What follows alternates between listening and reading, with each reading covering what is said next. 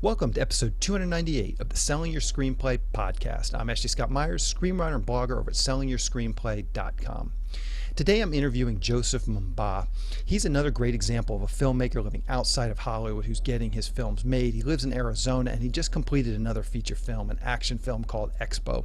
We talked through that film as well as how he's been able to get movies made while not living in Hollywood. So stay tuned for that interview. If you find this episode valuable, please help me out by giving me a review in iTunes or leaving a comment on YouTube or retweeting the podcast on Twitter or liking or sharing it on Facebook. These social media shares really do help spread word about the podcast, so they're very much appreciated. Any websites or links that I mention in the podcast can be found on my blog in the show notes. I also publish a transcript with every episode in case you'd rather read the show or look at something later on. You can find all the podcast show notes at www.sellingyourscreenplay.com/podcast, and then just look for episode number 298. If you want my free guide, How to Sell a Screenplay in 5 Weeks, you can pick that up by going to sellingyourscreenplay.com/guide. It's completely free. You just put in your email address and I'll send you a new lesson once per week for 5 weeks along with a bunch of bonus lessons. I teach the whole process of how to sell your screenplay in that guide. I'll teach you how to write a professional logline and query letter and how to find agents, managers, and producers who are looking for material. Really is everything you need to know to sell your screenplay. Just go to sellingyourscreenplay.com/guide. So now let's get into the main segment. Today I'm interviewing writer-director Joseph Mbah. Here is the interview. Welcome, Joseph, to the Selling Your Screenplay podcast. I really appreciate you coming on the show with me today. Oh, no problem. Thanks for having me. So to start out, maybe you can tell us a little bit about your background. Where did you grow up and how did you get interested in the entertainment business? I got interested in filmmaking in high school. My senior year in high school, I had a wonderful English teacher, and she was doing a project dealing with point of view and things of that nature, and she encouraged us to not just do a regular project, which she was tired of us doing. She wanted us to do something more creative, and it also happens to be that time in your high school career where they're like, you need to figure out what you need to do with the rest of your life type of thing. So I remembered my older brother used to be an actor, and I remember him bringing home scripts and things of that nature to read. And I don't know. My mom told me, hey, you really need to rethink, because at the time I was going to go into the Air Force. I was in ROTC, so I was going to finish ROTC, go into college still in the ROTC and then go into the Air Force. But then my mom was like, you really need to rethink. I don't really see this for you. I see you doing something that comes more natural to you. So I gave it some thought, and with all that was going on at the time, I was like, I'm just going to make a short film for this project, and if it goes well, this is what I'm going to do. And I borrowed my friend's dad's camera, and we ran outside and shot this script that I wrote with my hand on my notebook, and I just loved every single second of doing it, and that's how I got into filmmaking. I got you. So then take us through. So did you then decide to go to film school for college, or you just got out of high school and decided to start pursuing film? Yeah, so I did. That was the next thing. I was like, okay, I want to go to college for it. I want to actually learn what this filmmaking thing is. Mm-hmm. So at the time we were living in Palm Springs, California, and I looked at different colleges, and all of them were very expensive. And I found one in Arizona, Collins College, that was more affordable. It wasn't too far from California, so that's where I decided to go. I came to Arizona to go to college there, and ended up staying. I did a little bit of film program there. It was like a semester of like a crash course in filmmaking that I ended up taking. Then the rest of it was just me going out working for people and just getting the experience from doing it. Yeah. So let's talk about that. So so then you're living in Arizona. How do you actually find gigs in any sort of capacity in the entertainment business? It's not like Arizona is a hotbed of stuff. So what was your sort of methodology for finding these gigs and actually getting some practical experience? So it's definitely been a very slow process. I know, being in, if I was to stay, if I stayed in California and being in LA, and I think it would have been faster. But I actually did prefer that this way because it wasn't like beating me on the head with it. It gave me time to like really figure out what it is I'm trying to pursue. And as far as being able to find gigs, it was just a matter of, I mean, I started in my mom's garage, and it was me, shooting videos, putting it on YouTube. I'll do little After Effects projects and little short films, and then the more I did it, I would meet people at school, and then little by little, I began to get introduced into the film community in Arizona, and then eventually I got into the community here and realized that there was a lot more happening here. Not as much as California, but there's a decent amount of work that happens here in the film community. And then the more I grew, the more I met more professional filmmakers and people doing that on a higher level, and was able to, get on their projects and just kind of build from there. Yeah, yeah. Okay, so take us through that jump. So it sounds like you're kind of doing the production stuff. I assume, when you're on the younger side, you're probably doing the PA stuff, moving up, the coordinator, and that sort of stuff. How did you make that leap to writer director? You're a crew position. Did you start writing screenplays throughout this whole process, and then start passing them to people you knew? Maybe take us through that process of sort of working as a crew member and then ultimately becoming a writer director with your first feature. Got it. So I knew right away, even very very early on, just that experience I had in high school, where I wrote something and then went out and directed it and shot it. I knew that's exactly what I wanted to do. But then, of course, when you walk up to someone, the fresh off out of nowhere, like, hey, I want to be a director, just they're gonna look at you like, sure, and move along, move that.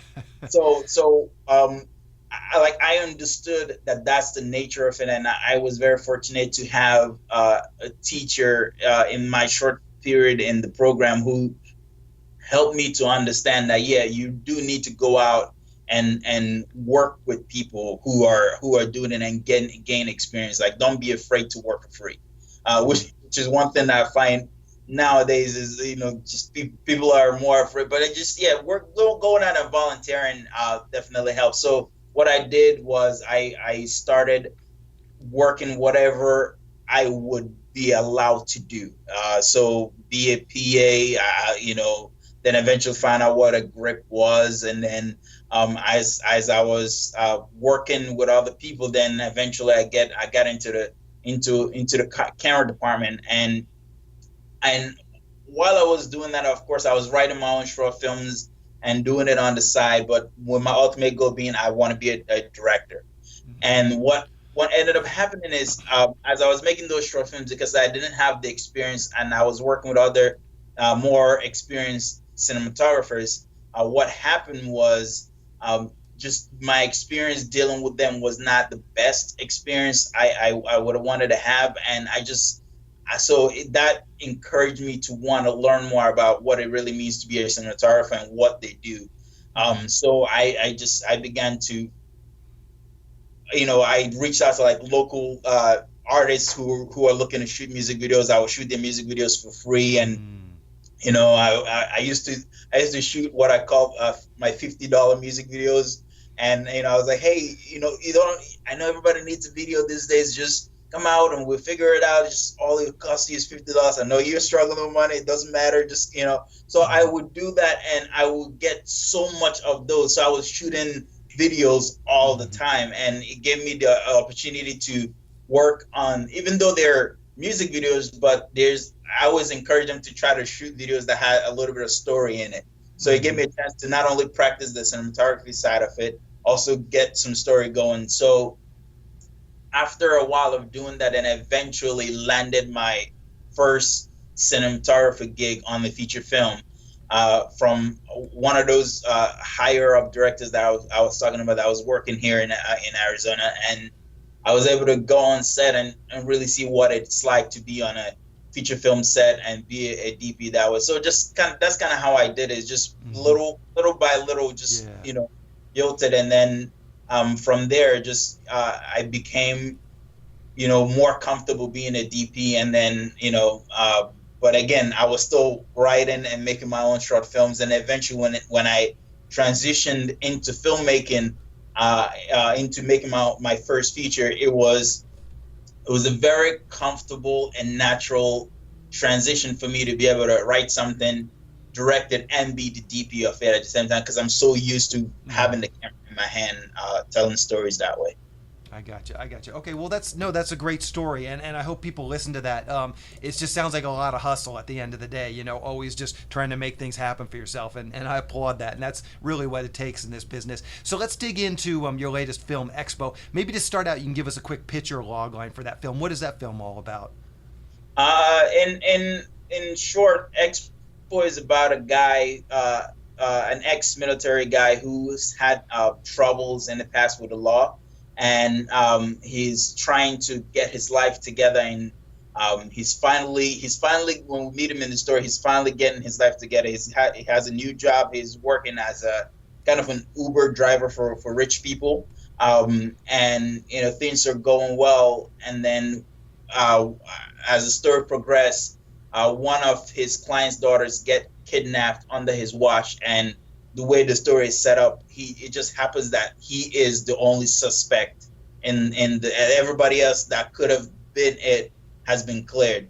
So because he has this run-in with the law, and he doesn't have trust in the system and all of that stuff, he decides that he wants to go on a journey to clear his name on his own. And of course, doing it that way, he runs into a lot of troubles along the way, and then ultimately has to learn the lesson that he needs to learn and grow as a character. But that's basically what it is. I got you. And where did this idea come from? What is sort of the genesis of this story? I got the idea to do this film when I was working as a DP for a commercial that my friend was directing. His mom works with a nonprofit called Star Bright, and they deal with helping kids and children who's been in the human trafficking and sex trafficking world, and just helping them, kind of get their life together and do all this stuff. So while I was shooting that commercial and we were going through the pre-production, I got a chance to learn just how kind of dark that world is, and what really touched me about it is that where I live in Arizona is one of the top places that human trafficking happens, and no one talks about it.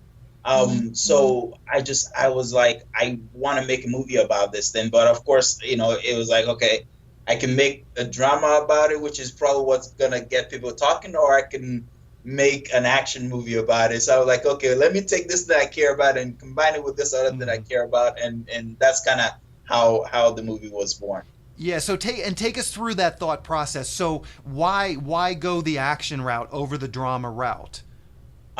It was a couple of different things I was considering. I was, first thing was, okay, I want to make something I care about. Yes, great. Then my next thought process was, okay, I love action, so I wanna make something in that action genre. But beyond that, really was from the experience I've had with just all these years of working under other producers who are making movies, and just hearing what they have to say about the genres of films that sell as far as independent films go. I just knew that drama was not going to be it, for me at all. And plus, I love action movies. So I just understood that action movies, sci-fi, those are, and horror films are easier sell when it comes to independent movies. So it was just all of that packaged together is why I decided to go the action route. I love action. Plus, I know that it would be an easier sell when it came time to get distribution set up. Yeah, for sure. So let's talk about your writing process a little bit, and we can talk about it sort of in the context of writing Expo. Where do you typically write? Do you have like a home office here? Or do you go out to Starbucks and sit in the coffee shop? What is your sort of routine like with writing? Yeah, I write at home, and I have a desk that it's like I spend a lot of time there, and that's where I write. It's it's a very comfortable place. Like with me, with writing, is just I just need to be in a very comfortable place that I can just let my imagination run loose and think of all the things that I need to think about. So yeah, I write at home pretty Okay, much. perfect. When do you typically write? Are you a morning person, night person? Do you write, a vomit draft in 4 days? Does it take you, longer? Okay, so when I first started writing, I would spit out a script and like, and talking short films, of course, I would spit out like a 20-page short film in like a couple of days and blah, blah on the page and just go out and shoot. Um, but the more I've grown as a writer, the more time I've taken to really think out the process and the character and the plot. What I actually do now is I don't write a single word until I probably spend I don't know, a month, 2 months just thinking through the story in my head, thinking who these characters are, what their backgrounds are, all these different elements of it, and then Are you eventually I go jotting to down notes? Are you jotting down notes and creating an outline, doing index cards during this phase? yeah, I'm a sticky note person. So Okay. yeah, I do take notes and I just stick them by my computer. And I'm like, okay, this is the character. This is what their problem is. I just kind of go Yeah, through yeah. that process and I stick notes everywhere. And eventually, when my head is full and I feel like, okay, I just need to start putting words down on the paper. And then I start looking through all the notes I've made and like, okay, well, this doesn't make sense anymore. And eventually I start putting things down on paper, and then I just kind of go through a first draft where my first draft, or I mean, I think everyone can relate. Your first draft is like trash, and my first draft is I just call it ideas on the page. It's just everything on the page, and then after that, then I take time off from it, come back, read it, and I'm like, oh my God, this is terrible, and I go through the process of like, changing it and tweaking it, and then eventually I get to the point where I feel safe enough to show it to my close friends and get their feedback. And usually, you just got to brace yourself for the first feedback, because the first feedback is always like, I think so. I'm currently writing my next film, and this is the feedback my friend gave me when he called. He's like, so what do you think about it? I'm like, oh, what do you think about it? And then we just kind of go through the process, and I have to make them comfortable enough to tell me the bad news that I know they're bringing, and then from there I take what I need from it, and then I go and work another draft, and then Mm-hmm. go from there. So And yeah. so parse that out a little bit. You take what you need from it. How do you take those notes? You send it to 2 or 3 friends. You see if there's some overlap in what they're saying. And what do you do if you don't necessarily agree with specific notes that are coming back? Right, and that's I think what has helped me with that part of it is just experience of having written a few things to know to be and just having made stuff to be able to dissect what people are trying to tell you, and of course knowing what the journey is that I'm trying to go as far as the overall picture of the story. Once I know what that is, then I can better navigate people's notes.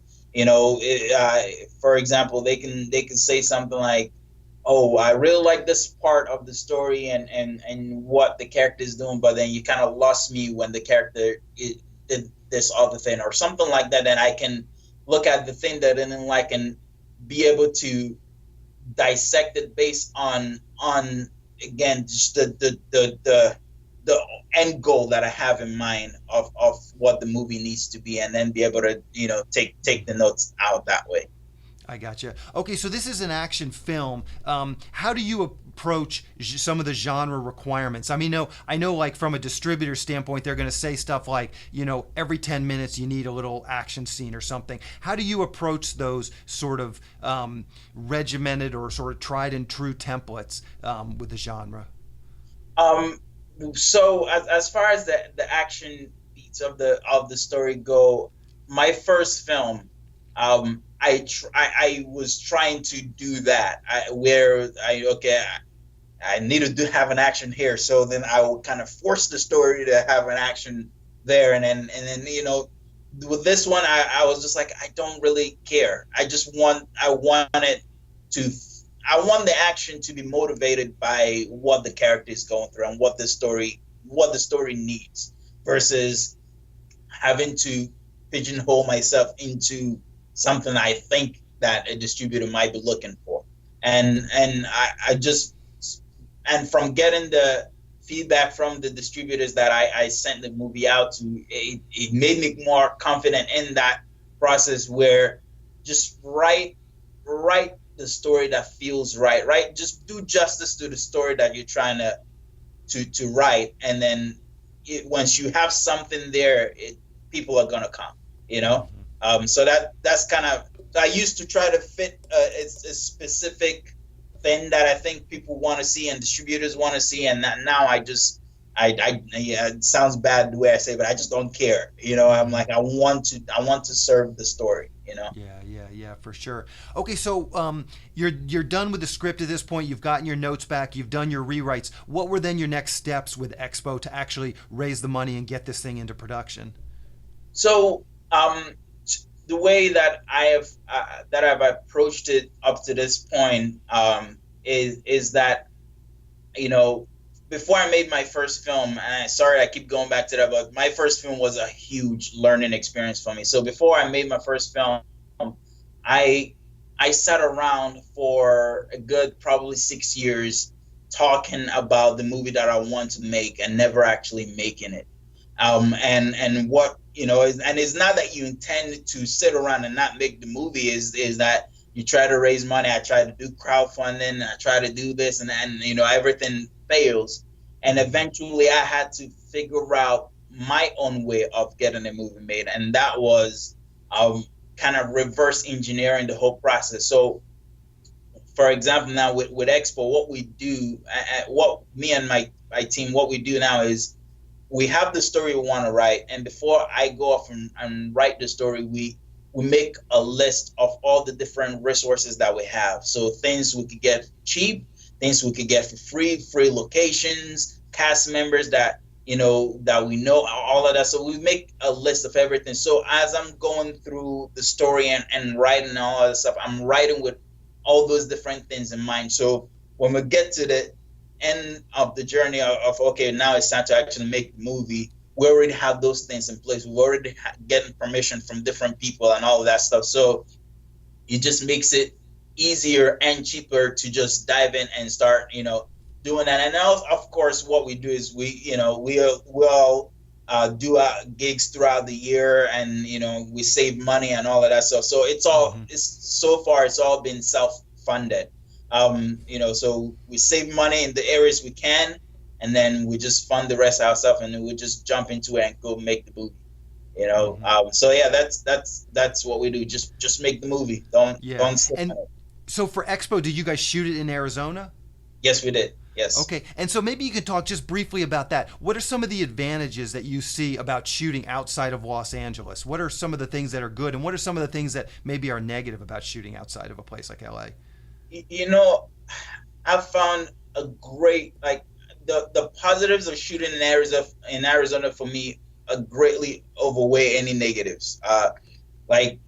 I always say this to people: I do not think I would be able to do what I'm doing now if I lived in Los Angeles, just because how difficult things are to do their permits and how expensive things are, and just the cost of living in LA is just, it's higher, significantly higher than in Arizona. So things are cheaper to do in Arizona.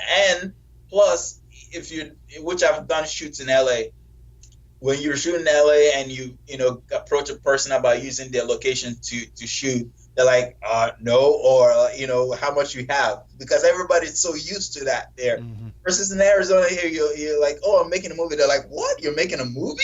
That's awesome. Yeah, come on. This is my schedule. Can I watch? And so it's just it's a different environment here where people are more excited when people are making movies. So to give further example of that, there's a city here in Arizona called Globe, Arizona, where we work very closely with a lady there, and she her name is Molly, and she very open hand, like she's very open and welcoming when it comes to, filmmaking there. And she goes above and beyond to help us secure locations and waive permit fees and all of that stuff. And she, so just the culture here is more open to filmmaking. People would definitely go out of their way to help you make your movie happen here. Yeah, for sure. So I just like to wrap up the interviews. I ask the guests, what have you seen recently that you thought was really great? Anything that's streaming in the theaters, whatever. I'm just always curious to get some, eclectic film recommendations, or TV for that matter, from other filmmakers. Man, this is always a bit. It doesn't have to be that profound, but anything you've seen recently that you really liked. Well, Okay, I'm just going to actually, I would say, can I say two? Sure, two? Sure. Okay. I think the movie that I saw, it wasn't very, very recent, but it was more recent that I really like what they did was the Avenger, from being an action movie person, I just loved what they did with the villain character and how they were able to breathe life into him. So it wasn't just I'm a brute and I'm here to destroy the world. It was like you can really feel, I can sympathize with him, even though I hated what he was doing, I could sympathize. So from a writing perspective, I was like, I want to do that more. I want to be able to create bad guys that, even though you hate them and you hate what they're doing, you can understand why they're doing it, and you can sympathize with them to a degree. So that movie really stood out to me in that regard. Mm-hmm. Perfect. So how can people see Expo? Do you know what the release schedule is going to be like? Expo is currently out on demand. If you have cable TV, and if you have cable TV, you can watch it on demand, and then later on, the distributor is going to put it out for streaming, Amazon Prime, all the works. Yeah. So perfect. And what's the best way for people to keep up with what you're doing? Twitter, Facebook, a blog, anything you're comfortable sharing, I will round up for the show notes.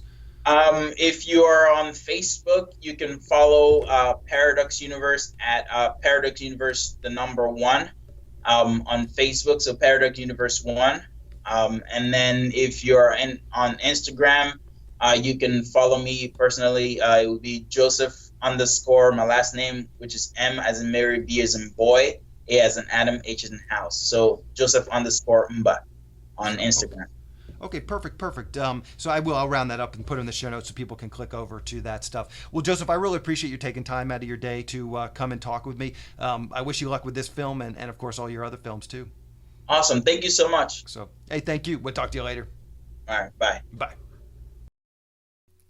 I just want to talk quickly about SYS Select. It's a service for screenwriters to help them sell their screenplays and get writing assignments.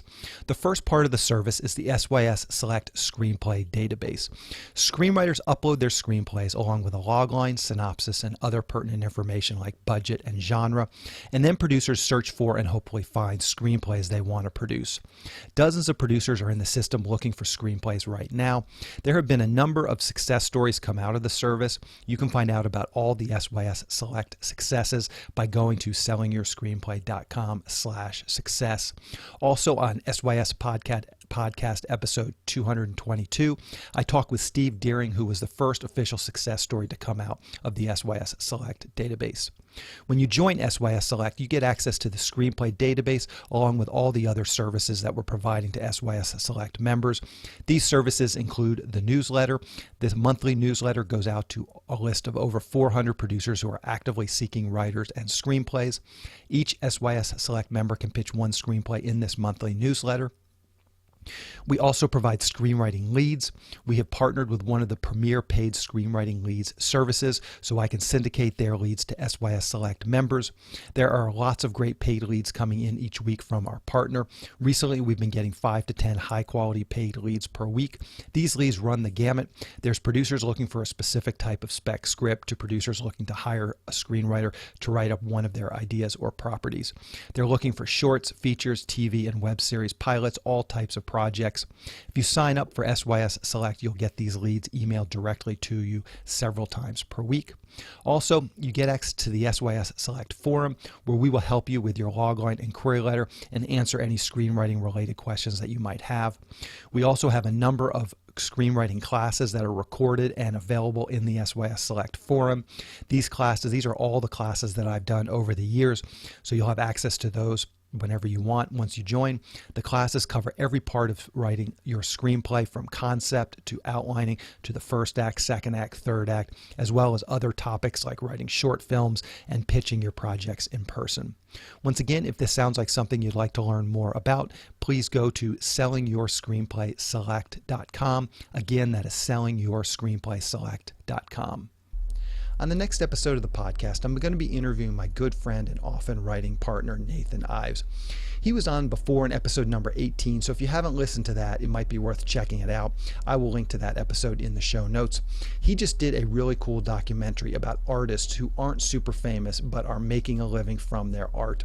Hopefully you consider yourself an artist and this topic is interesting to you. I'd say you're probably listening to the wrong podcast if it's not. We talk about making the documentary as well as dig into some of the more philosophical issues, since we too are both artists that are always struggling to get our art out there. So keep an eye out for that episode next week. To wrap things up, I just want to touch on a few things from today's interview with Joseph. If you listen to this podcast with any regularity, you'll know I'm a big proponent of what Joseph is doing. He did music videos for free. He went and did short films when he had time. He networked and made connections in his area. And now he's got a feature film. I've talked about this before, but a lot of my interviews come through a publicist who's been hired by a distributor, and that's how I actually met Joseph. And that's the thing. He was able to get distribution. He made his film, he found a distributor, and now the film is getting out there. And that's really, hopefully, what all of us want in terms of being screenwriters. He's so motivated. I have little doubt that he'll continue to make bigger and bigger projects as time goes on. I mean, he's just plugging away, and with each project, I'm sure they'll be a little bigger and a little bit better. The other piece to this is living outside of Los Angeles. The conventional wisdom, which I actually do agree with, is that that it's easier to be a screenwriter if you live in Los Angeles as opposed to not living in Los Angeles. Living in Los Angeles is an advantage to trying to be a screenwriter. That's the conventional wisdom, and I think generally speaking that's true. But if you do live outside of Los Angeles and you can't move here, try and figure out what advantages you have by not being in Los Angeles and leverage those advantages. Use those to your advantage. And this isn't just for producers and directors. Even if you don't want to produce, there are plenty, or probably I would say some advantages that you have that you can use. Maybe you haven't thought about them. Maybe you've got to think, rack your brain and come up with them. Just off the top of my head, I tried to come up with some examples just so you can kind of see what I'm thinking about. You know, for instance, if you wrote a script around a really cool location in your area that you knew you could film at, this would be something that a producer might be interested in. You could mention that in the query letter, that the main location in the script is already taken care of, it's in your town, and you can shoot there.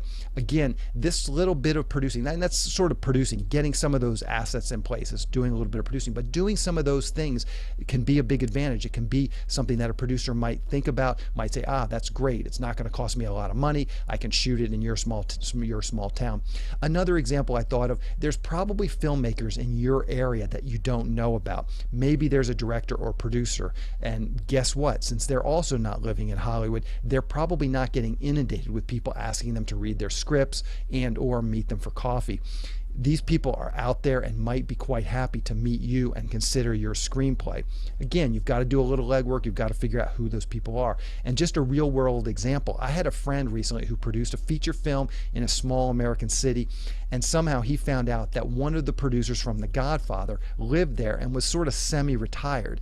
He contacted him and was able to bring him on as a full producer on the project. I mean, just think about what I just said. It's a small city in the United States. There's this producer was literally a producer on The Godfather. He's now semi-retired. The Godfather is one of the greatest films of all time, and it was not that hard for my friend to bring this producer onto his project. These opportunities are out there. You just have to to be creative and think about them. Do some legwork, network locally. The way this producer actually heard about him, he was in that small town, just starting to produce this film, and he started to run into people who said, oh yeah, this guy's here. And this producer, needless to say, since he was a producer on The Godfather, one of the greatest films of all time, he's kind of a bigwig in that town. So once you kind of get in the film scene, you'll probably start to hear about some of these opportunities. You'll probably, people will know about them. You'll meet some other local filmmakers, some other local actors, maybe someone that's done something or wants to do something, and you'll start to hear about some of these opportunities. Again, you just got to get out there and just meet people, network, and just figure out what those advantages could possibly be for you by not living in Los Angeles. Anyway, that's the show. Thank you for listening.